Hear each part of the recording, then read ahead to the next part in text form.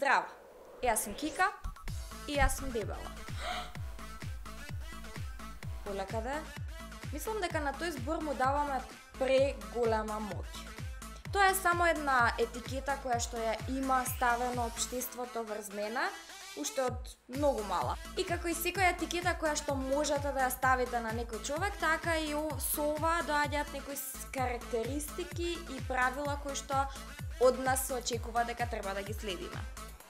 До пред некое време јас ги следев овие правила и овие граници кои што го ограничуваат моето однесување и тоа како јас треба да се однесувам како крупна девојка. Меѓутоа веќе не.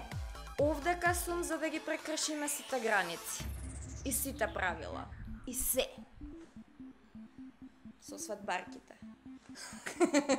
Правила како, например, не треба да носиш кратки и тесни фустани. Светли бои или шорцеви. Дводелни костуми за капење. Секси долна облека. How you doing? Кратки маечки или шарена облека.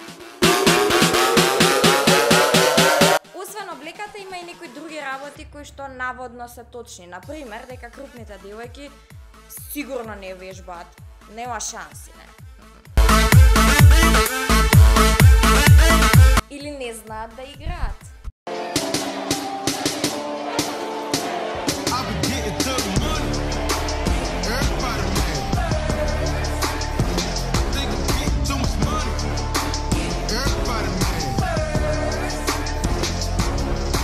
Не им се привлечни на мажите. Не изгледаат убаво без облека. Или па, например, дека мразат слаби девојки.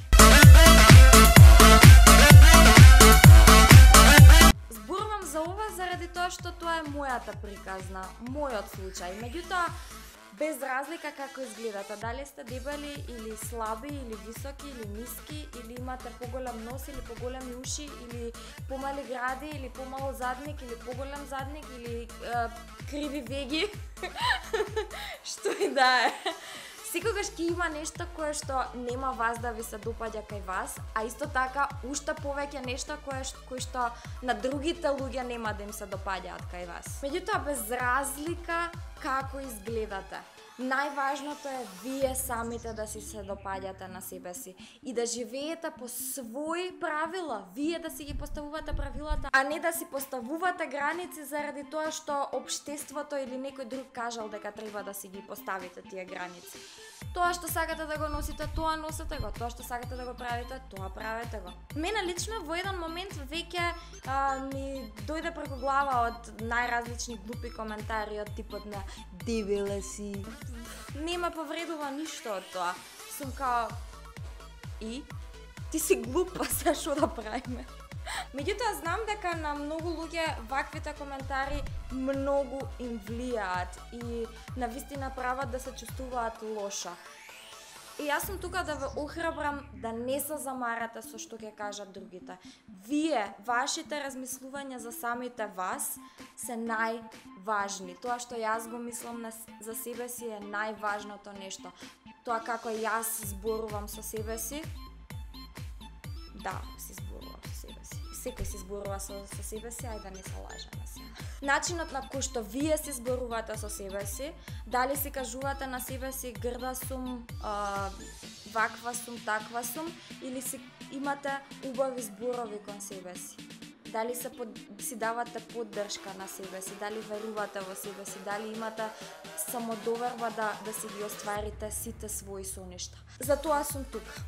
Затоа се овие видеа, да ве охрабрам, да ги постигнете сите своји цели и соништа, да не бидете ограничени од тоа како изгледате, затоа што вашиот изглед и тоа како изгледате нема апсолутно никаква врска со тоа колку сте способни и колкава вредност имате. Ке зборуваме за љубовта кон себе си, за љубовта кон своето тело, самодовербата и вашето физичко и психичко здравје.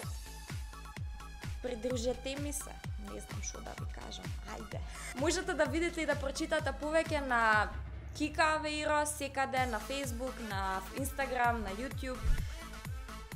Ајде да се дружиме. Ова е Body Positive Macedonија. Зборуваме за љубовта кон себе, ľubовта кон своето тело, самодоверба и нашето физичко и ментално здравје. Пред да започнам со целата оваа приказна, всушност најпрвиот чекор што го направив беше спроведување на една анкета за тоа што мислат македонските жени за себе си, за своето тело, и ова се резултатите. На моја огромна радост, овдека со мене е Бојана Станиновиќ, исто така позната како мој психолог. Во ова прво видео одлучивме да зборуваме за љубовта кон себе си, затоа што тоа е најголемата порака која што ја имаме со целата оваа приказна.